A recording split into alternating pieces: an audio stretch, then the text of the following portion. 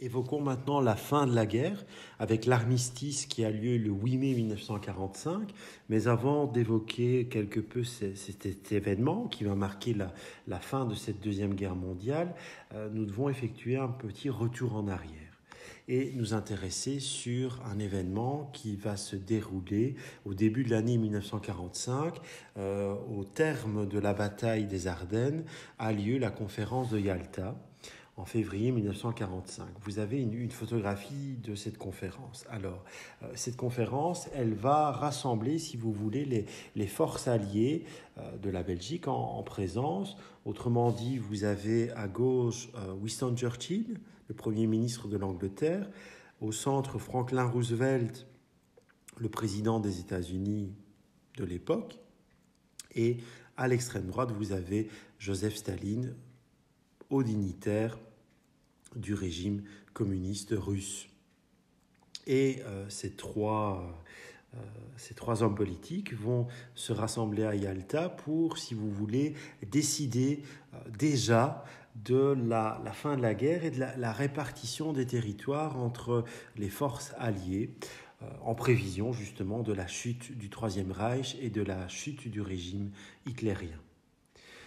Vous avez ici une carte qui résume un peu les événements qui vont se passer après la Deuxième Guerre mondiale. On voit véritablement une dualité qui va se marquer entre, à l'Est, ces pays insérés dans des territoires représentés en bleu et à l'ouest, des territoires illustrés en bleu, et à l'est, des territoires représentés en rouge. En fait, en rouge, vous avez des territoires qui vont former ce fameux bloc communiste, l'URSS, qui, après la Deuxième Guerre mondiale, va entamer, c'est aussi un terme qui est resté célèbre dans l'histoire, une véritable guerre froide avec l'Occident, avec l'Ouest, les États-Unis et cette Europe de l'Ouest, représentée par l'Allemagne de l'Ouest, la Belgique, les Pays-Bas, le Luxembourg, la France,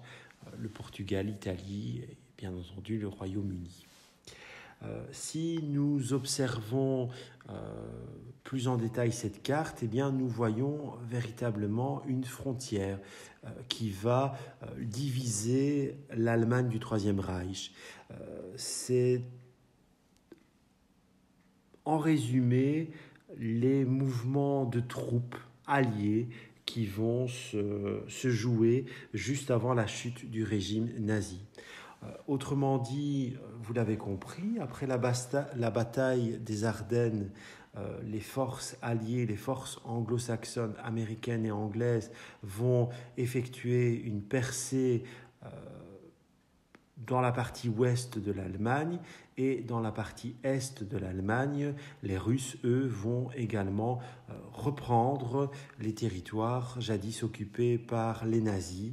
Ils vont commencer par la Pologne, suivront d'autres pays jusqu'à atteindre la partie est de l'Allemagne. Et donc la conférence de Yalta va, si vous voulez, déjà se partager le gâteau, si je peux m'exprimer ainsi.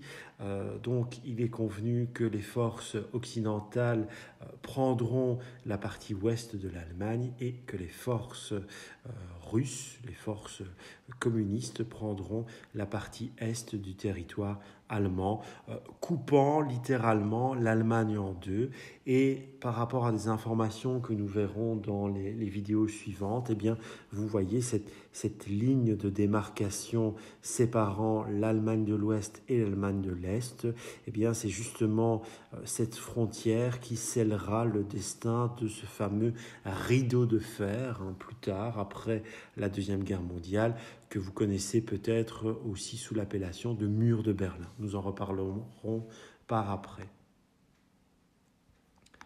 Pour l'heure, le 8 mai 1945, l'armistice est signé, l'Allemagne capitule. Nous retrouvons ici une photographie prise à Liège et nous voyons le journal qui était diffusé à l'époque, au début du mois de mai 1945, et plein sourire cette jeune femme qui propose ce journal avec ce titre bien entendu emblématique, Libération, tous unis dans la libération. Et chose très intéressante pour les informations qui suivent, vous voyez ici une photographie, le portrait de Léopold III.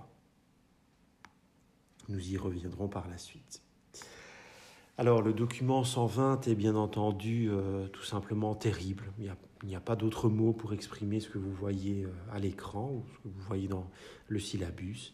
En libérant les différents pays placés sous l'occupation nazie durant de trop nombreuses années, en avançant dans les territoires allemands, les forces alliées, donc à l'ouest les anglo-saxons et à l'est les Russes, eh bien, vont découvrir progressivement l'horreur de ces camps de concentration et notamment les charniers qui avaient été creusés à la hâte par les nazis bien pour ensevelir les corps de milliers de personnes décédées dans ces camps de la mort.